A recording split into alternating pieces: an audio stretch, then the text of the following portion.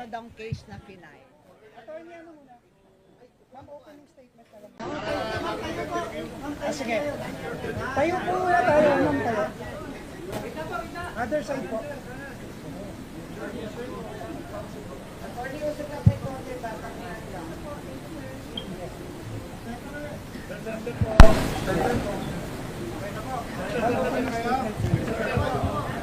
Okay na? Pwede naman sa kita. Anong question? Okay. Sige, sige.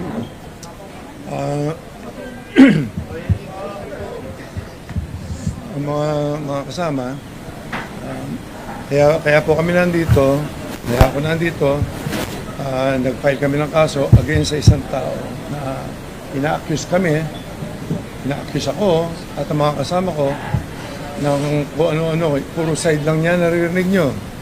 Ngayon, gusto ko lang at least maging transparent lang na andito na ako. Gusto ko lumabas lahat ng katotohanan. Tingnan nyo na lang. Isang tao na nagsasalita against sa aming mga dissenting tao.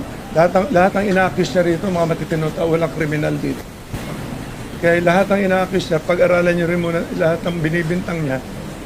Lahat naman iniimbestigahan maigi naman ng ating kapulisan, saka ng DOJ. Kaya lang, ang side namin, hindi nila naririnig. So,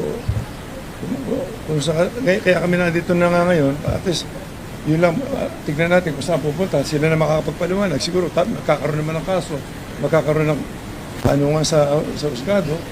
Ang husgado na siguro ang makakapag-desisyon dyan. Kaya lang, inaano ka, masyado na kaming kawawa. Kaya kailangan na ako lumabas kasi kung ano naman sinasabi sa amin. Tingnan nyo lahat ang sinasabi niya. May politiko, may mga artista pa, kung ano-ano. Pero walang kriminal sa amin. Walang kriminal. So, yun lang masasabi ko lang. So, tungkol sa sinabi niya kahapon na nag-o-offer ako sa kanya ng 300 million na sinusuhulan ko siya. Gusto ko marinig nyo si Atty. Carol Cruz. Siya ang gumawa ng ano na yun. Siya magpaliwanag kung paano nangyari yan. Yung sinasabi nila na yung letter na yan na decantation niya, tatawag niya kung ano man yan. So, yun lang. Please lang pakiusap ko lang. Lahat ng taong sinasabi niya, ini-involve sa amin dito. Tingnan niyo ang pagkatao namin.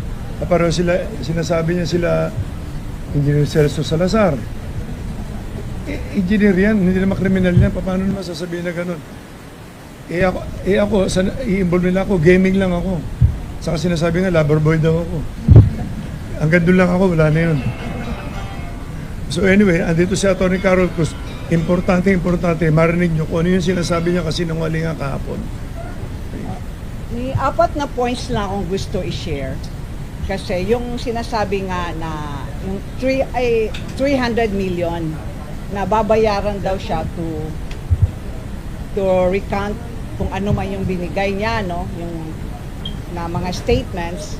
Actually, yung 300 million po yan, totoo po yan na merong ganong amount na sinasabi niya. Kasi ako po, mismo, ang sinabihan ng certain common friend namin na si Mr. Alan Bantilles na tinatawag namin na Brown. In fact, parang coincidentally, kaya ako napunta sa dito picture, nakita kami sa EDSA Shangri-La in June 12. Mga bandang hapon, mga 3 o'clock. Nakita ko siya on the other side. Siyempre kinamusta because kilala ko naman tong silang lahat. Pati si Jolie Patidungan, eto si Brown na binabanggit ko. Tsaka sa lahat sila because I'm also handling the Pitmaster Foundation. Ako executive director, nakukonsulta ko sila, no? So, yung 300 million talaga, binanggit niya sa akin. At in fact, tinanong niya ako kung kumusta daw yung boss. Sabi ko, wala namang nasasabi. Sabi niya sa akin na galit na galit daw sa kanya, pinagmumura siya. Talagang pinagmumura, galit na. Sabi ko, ano naman, bakit? Kasi na-mention nga daw niya yung 300, bayaran na lang daw si Dondon para makaalis na sa paalis, makalayo, kung ano man yung statements niya sa ano, magtago na, kasama ang pamilya. So number 2, dahil sa, nagpaalam ako sa kanya kung pwede ko bang i-relay, sabi niya man, sabihin daw para makonvince ko siya na magbigay na lang ng 300. Kung may discount man, bahala na silang mag-usap. Kung 30 million, bahala sila. Para wala silang dalawa na mag-uusap. Subject to their mutual terms. Number two, dahil dyan, I was requested by Mr. Brown to draft the affidavit of recantation, which I did. And pinadala ko sa kanya on June 21, nagkita kami sa Soler. Tapos after that, we have a short conversation, of course, kasi kilala ko naman sila.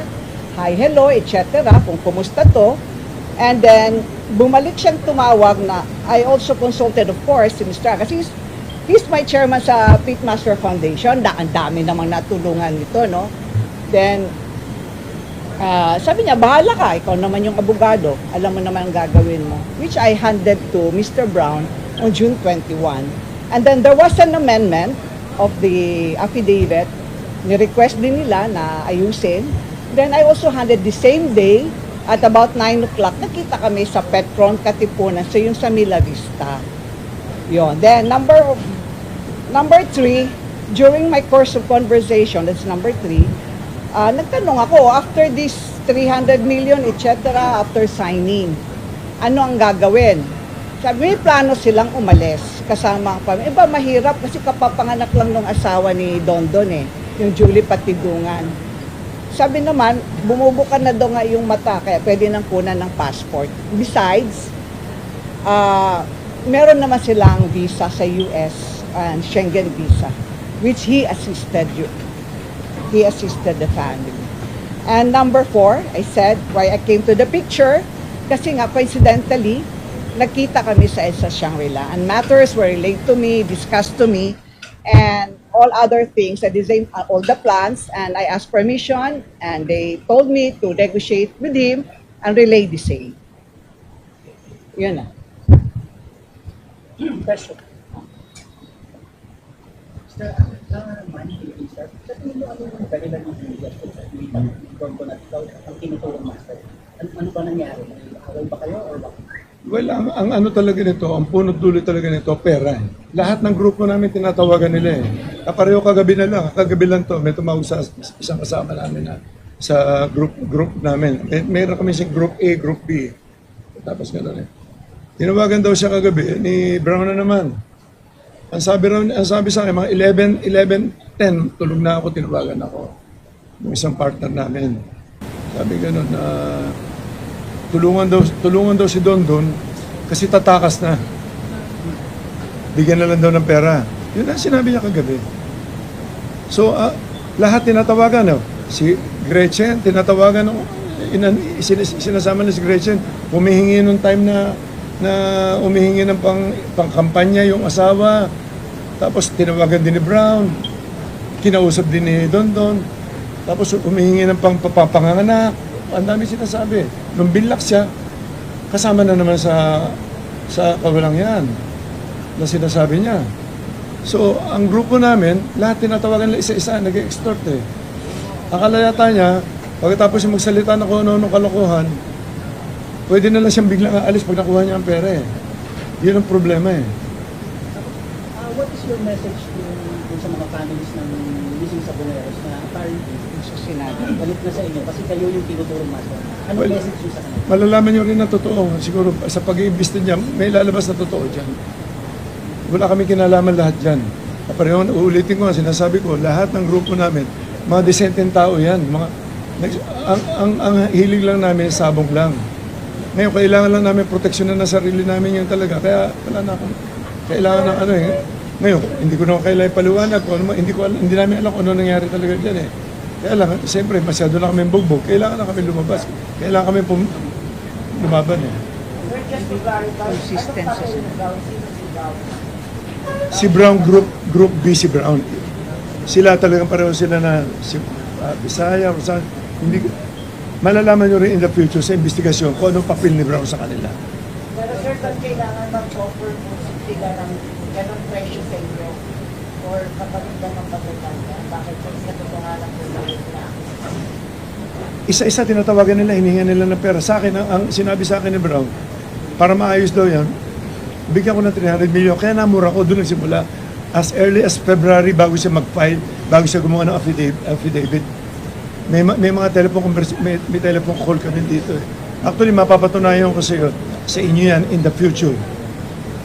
Depende sa kaso kasi, na talagang sila ang nakikiusap talaga na nag-extort talaga. Namura ko si Brown dahil hinihingan ako ng 300 million para ibigay daw. Para wag daw ko idamay doon sa kaso nila. Kasi sila ang may kaso, hindi naman ako eh. Anong pangalan ni Brown? Ano complete? Alan Bantiles. Sir, sa madaling salita, hindi kayo Sir, may- nabibigay sa kanilang mga hinihingi pera. Hindi nga ako, tumulong ako kay doon nung eleksyon. Dahil humingi ng tulong.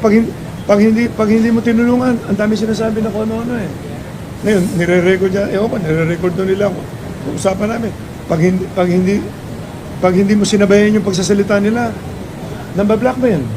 So, kailangan sabayan mo na kung ano yung sinasabi niya. Bakit po, sir, hindi niyo ninyo ipina-entrap yung kanilang mga extortion activities? Bakit hindi po ipina-entrap yung kanilang mga extortion activities? Hindi ko kasi alam na aabot sa ganito ang problema kasi hindi naman kami mga salbahin tao na magpapahamak ako ng mga tao. Hindi ko kasi ugali yun eh. Kung kaya ko isolve sa sarili ko, isosolve ko. Kung konting pera lang, katulad yan, eleksyon, pumigisa na mag-eleksyon. Di pala naman, meron na siyang, tingnan yung kalokohan na yan. As early as February 22, nung hindi ako pumayag, tuloy-tuloy pa ang usapan namin.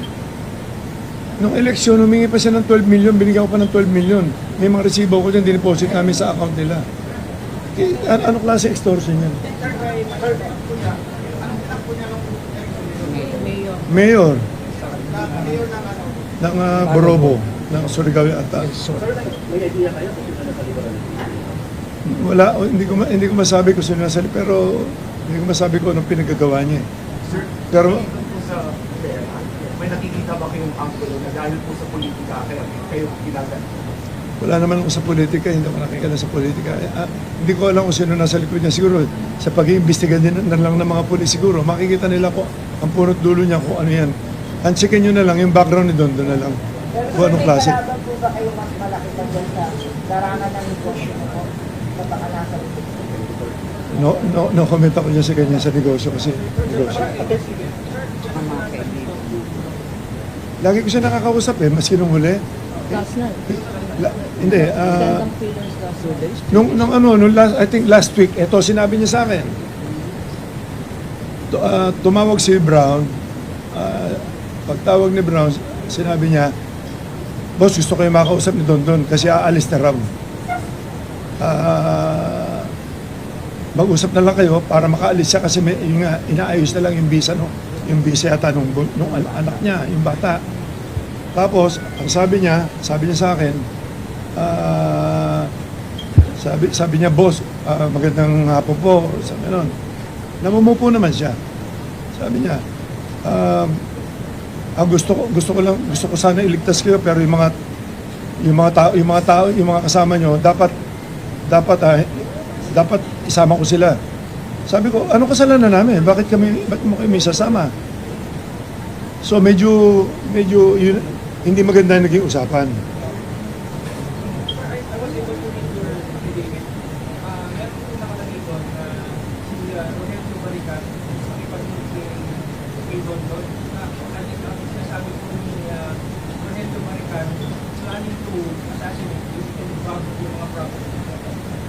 Okay, ganito yan.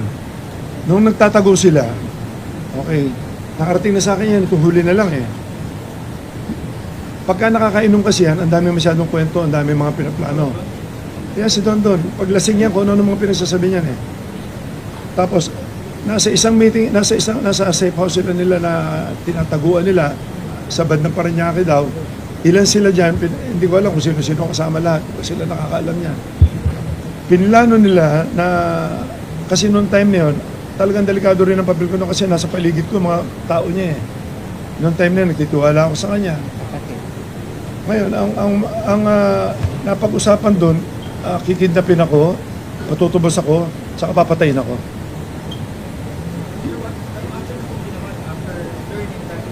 Dito huli ko lang nalaman eh.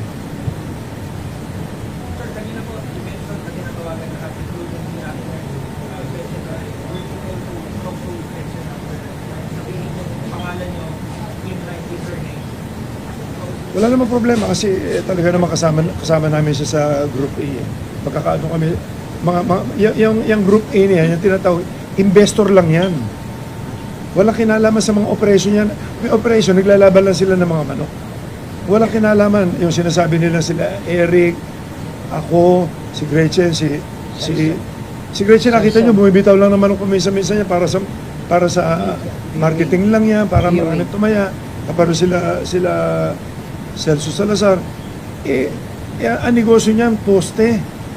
Ano wala masamang record yung tao. Paano naman makakasama sa mga ganyan kalokohan yan? Kasi nasabi.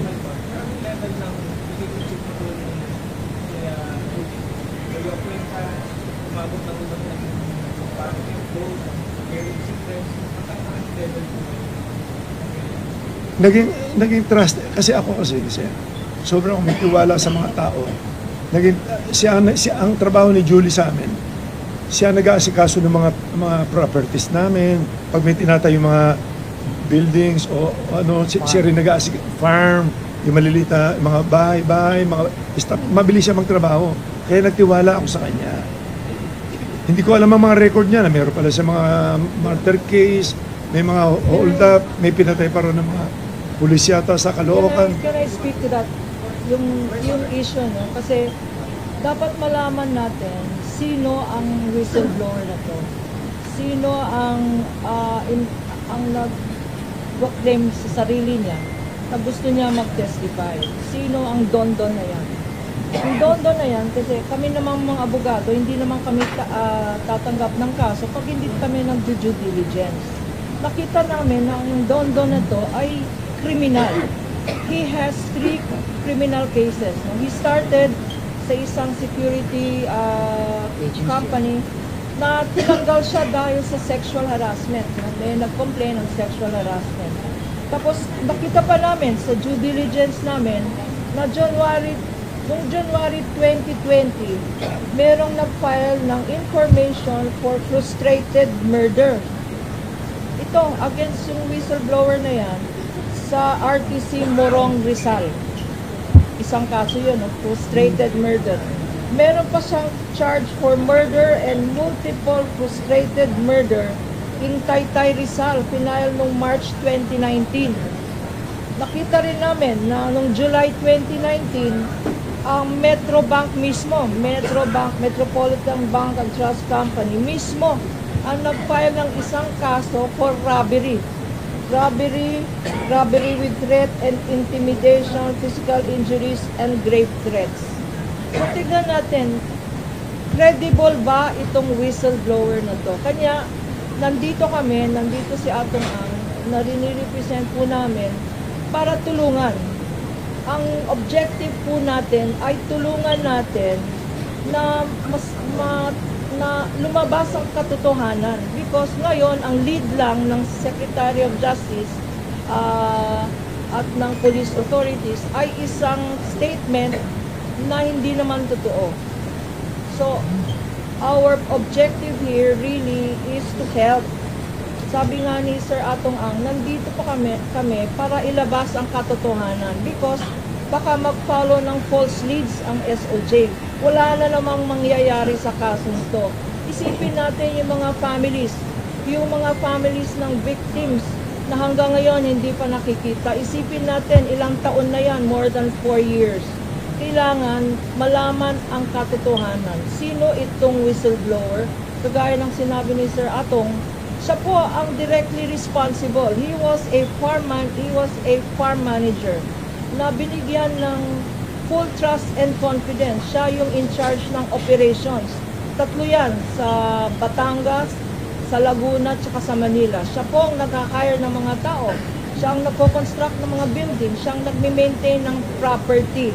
At doon niya naisip na gumawa ng illegal na activities. Kanya yumaman yan. Meron pala siyang, nalaman namin rin sa aming investigation, na meron siyang separate na business na hindi alam ni Sir Atong Ang. Sa separate na business na yan, doon siya gumagawa ng pera, illegal operations. Meron din siyang, siguro ang tawag ko doon, private army, napakadaming security guards, napakadaming firearms. Kaya natatakot. Yung mga alam ang ginagawa nitong don-don na to ay natatakot mag-come forward because may sariling operations. itong si Dondon na yan. At takot na takot sila. Ngayon na sabi ni Secretary of Justice that he will help in bringing out the truth, gano'n ang mangyayari. No? We will fully cooperate with the Secretary of Justice, with the investigating officers, and with the Supreme Court yung darating na doon. Attorney, question from GMA News.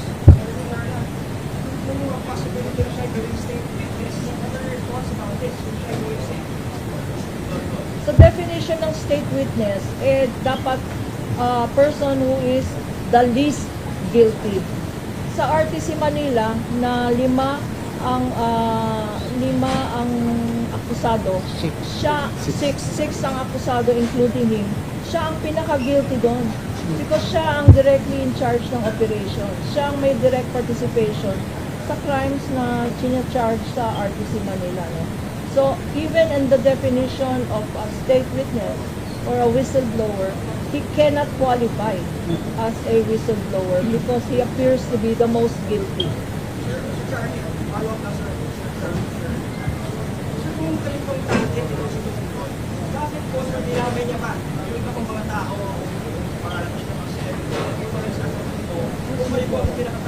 Extortion.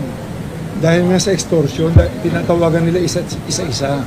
Ang hindi magbibigay, yun ang sasabihin niya pangalan. Yung original lima, sinasabi niya parang 15, 16, 17. Ngayon, 4 na lang kami. Hindi ko alam kung ano yun.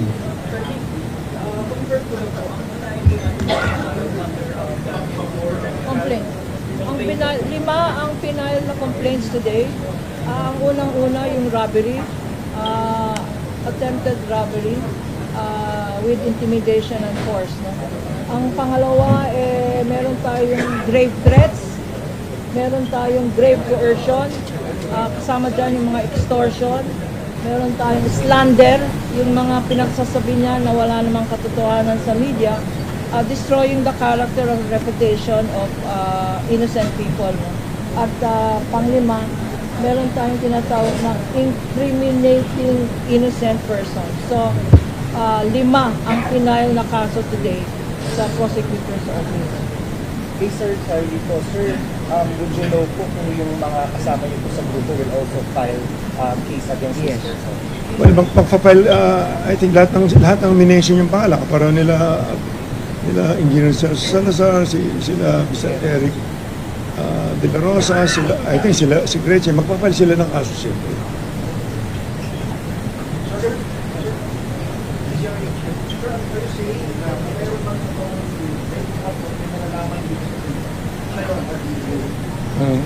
Meron man sa training.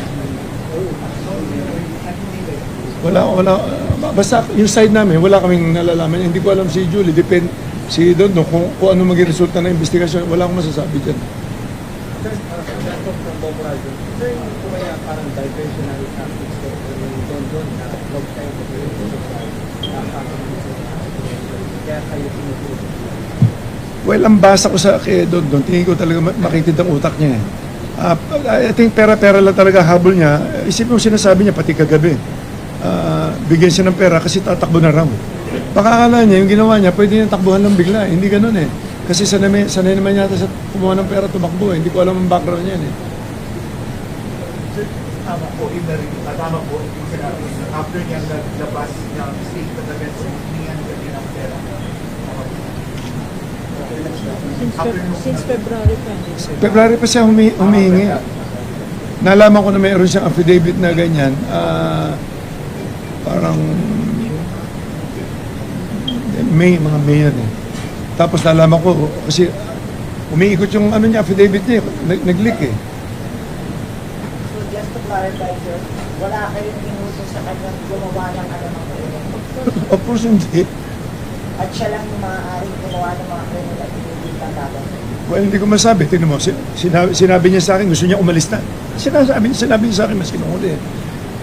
Maayos na lang daw niya, makumpleto niya lahat. Sinasabi niya Portugal, sinasabi niya US. Hindi ba niya naisip ang dami niyang ginawa rito? Pwede ba pumirma na lang siya magre-recant lang siya? Siyempre, kakasuhan din siya ng mga perjury kung ano-ano. Hindi niya naiisip yun eh. So you would ask for departure order against him para di sa kalabas. Well, hindi ko alam, ang government na ang bahala dyan. Kung ano man ang lumabas sa investigasyon nila. In your part, sir, ngayon lang tayo na kayo ng kaso laban sa ano. You ask the court to audit the department. Well, kung pwede. Mas okay yun.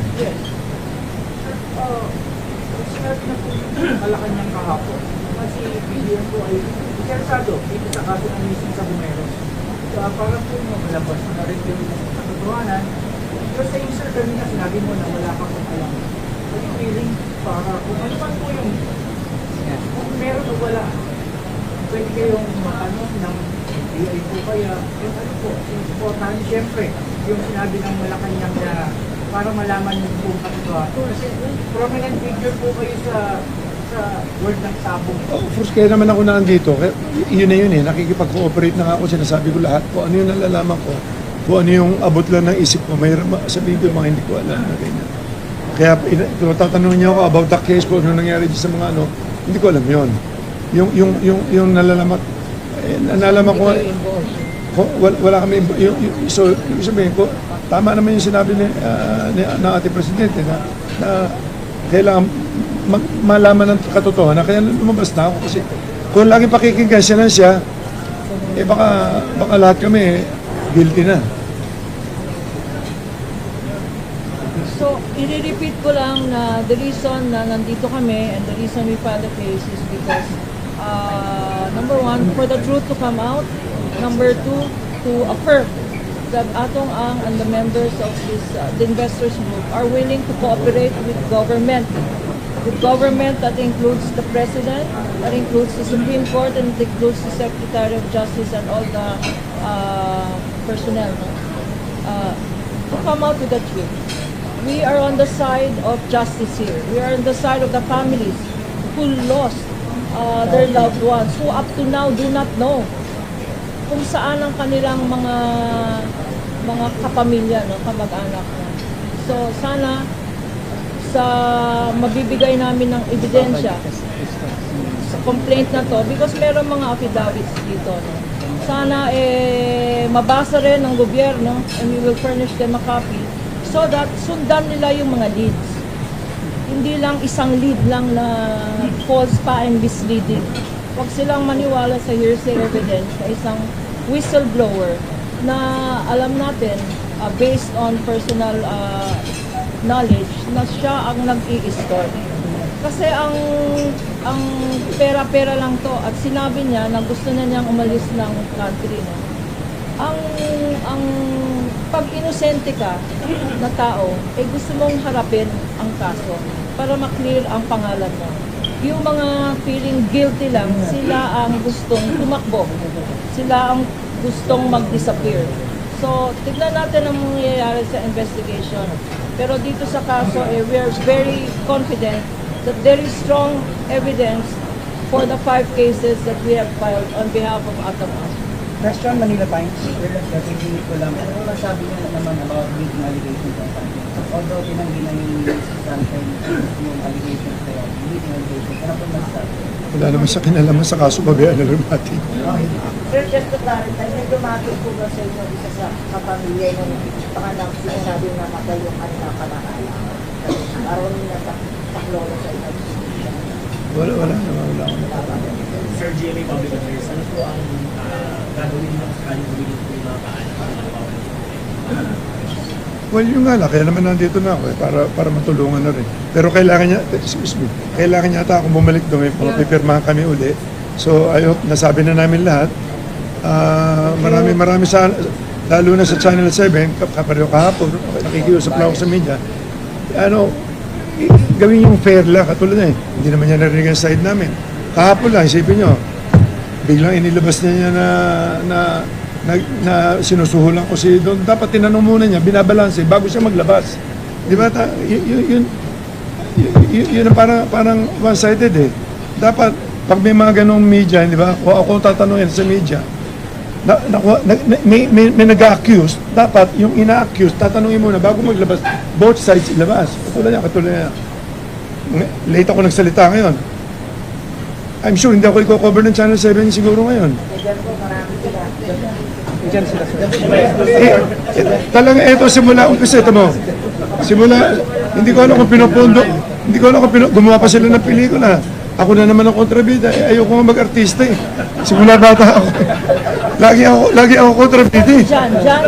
Kaya ang kasalanan ni John. Bakit pala sa Mandaluyong? Bakit pala sa Mandaluyong yung isinampa yung kaso? Bakit hindi sa DOJ? Ano? Bakit po sa Mandaluyong isinampa yung kaso? This is his place of residence. Dito ako nakatira dito ako lumaki sa Mandaluyong talaga. Lumaki ako sa tabi ng squatter talaga ako lumaki. Kilala ako dito. Talagang dito ako lumaki sa Mandaluyong. Dito wala akong record na, maski magtanong kay Rito, andito ako simula 3 years old, 4 years old yata yun. Wala akong kaso dito maski na ano. Last question po, may pipirmahan pa sa prosecutor. Sir, laban na naman ang isip lang. Bakit po kayo, sir, ang kanina dapat paliwala ng tao bayan sa mga ito? Bakit?